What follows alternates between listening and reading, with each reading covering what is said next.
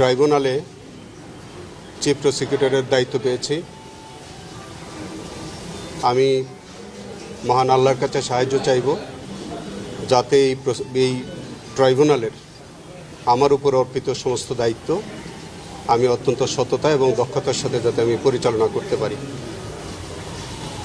আমি আজকের এই দিনে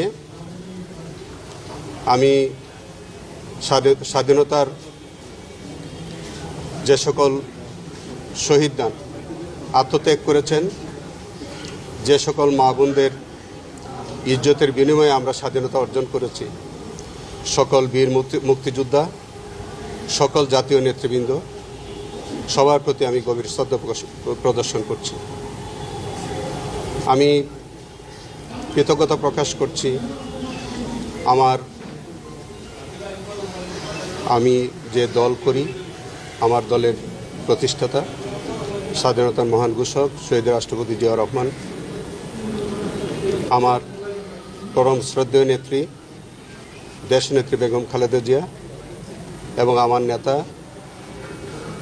মাননীয় প্রধানমন্ত্রী জনাব তারেক রহমানের প্রতি আমি কৃতজ্ঞতা প্রকাশ করছি।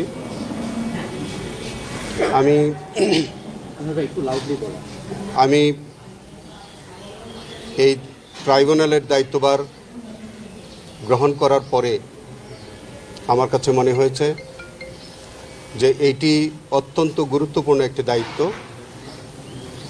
যেখানে আমাদের জুলাই বিপ্লবের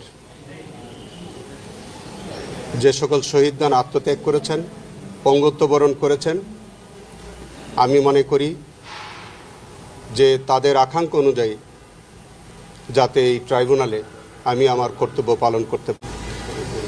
এই ট্রাইব্যুনালে যে সকল বিচার চলমান আছে এবং আগামী দিনে যে যেগুলো মামলা বিচারের জন্য আসবে, আমি সম্পূর্ণরূপে চেষ্টা করব যে আমাদের জুলাই শহীদদের আকাঙ্ক্ষার অনুযায়ী যাতে আমি ট্রাইব্যুনালে আমি আমার বিচার কার্যে আন্তরিক সহযোগিতা করতে পারি।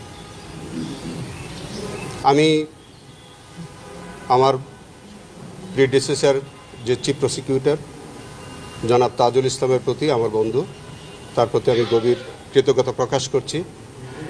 তিনি আজকে আমাকে দায়িত্বভার অর্পণ করেছেন, এই জন্য তার প্রতি আমি কৃতজ্ঞতা প্রকাশ করি। আজকে আমি মনে করি যে এই ট্রাইব্যুনাল, এই বিচার ব্যবস্থা সম্পর্কে আর বেশি কিছু আমরা না বলি, যেহেতু আজকে আমি প্রথম আসলাম, আমি দায়িত্ব পেলাম, আমি এই ট্রাইব্যুনালের সমস্ত কার্যক্রম আমি দেখব।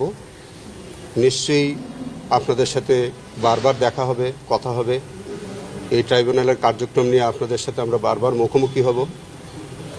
আমি একটা কথা শুধু বলতে চাই,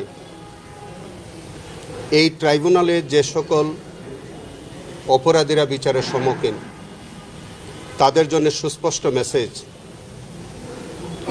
যে যারা কোনো অন্যায় করেনি তারা কোনো হয়রানির শিকার হবেন না, অন্তত প্রসিকিউশনের মাধ্যমে।